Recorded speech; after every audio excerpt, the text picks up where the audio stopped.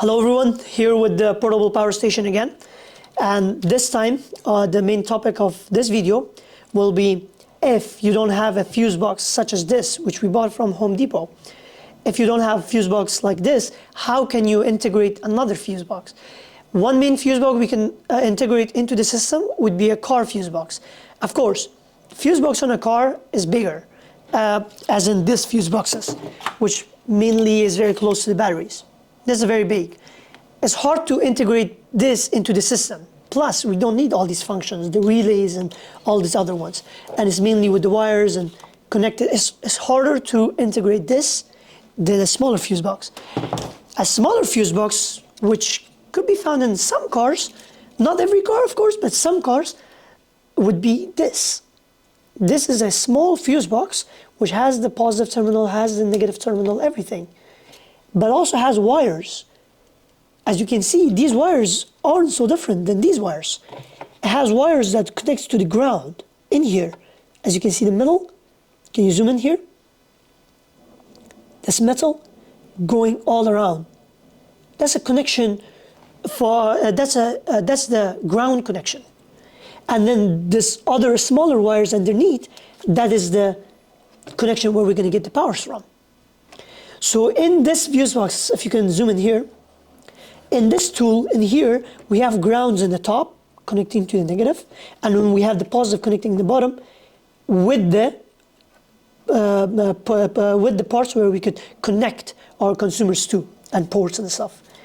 And here, we'll do the opposite. We'll put the black one in here, if you can zoom in this one. That is our ground. So that means we'll put a wire, which is this wire, if you can zoom in here, coming from this port. We put it here. And then here is where our negative, our red wire will go, which is our positive, which is this wire.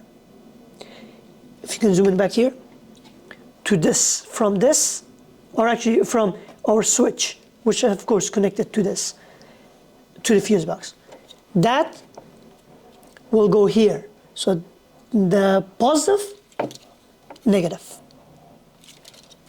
Now, so that's the fuse box which we can integrate. Otherwise, the rest would be the fuses we have in here. So for example, you can see as an example here, the 20 amp fuse, 15 amp fuse, 20 amp fuse in here, it's another style of it, 7.5 amp fuse, 40 amp fuse, and 30 amp fuse. These fuses can be found in any cars, and majority of them are very similar, especially in Japanese cars. These aren't so different, and these fuses can be found in multiple places in the car. That is one. Underneath the steering wheel, which we'll show that in the video, and also the fuse box that I showed you, and also this smaller fuse box.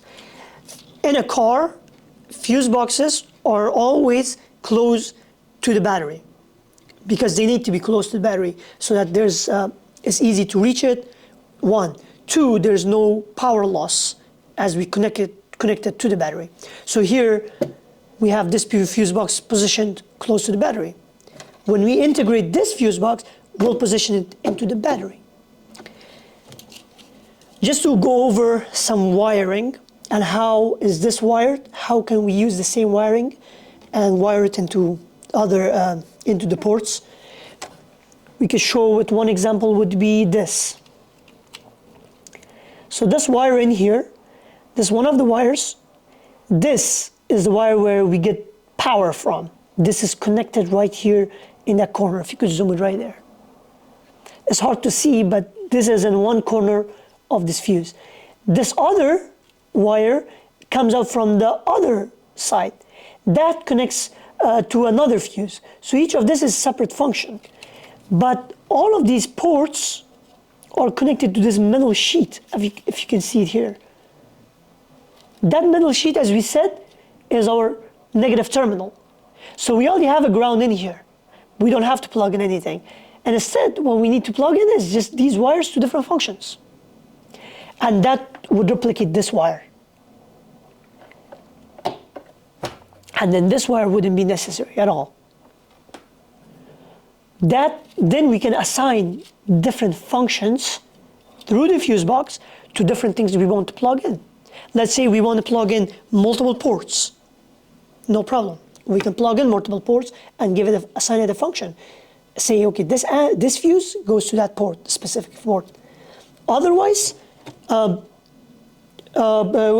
we just keep it. We don't need to keep it full. We could take off some of these fuses. We don't need all of them. But yes, but that's it for the video.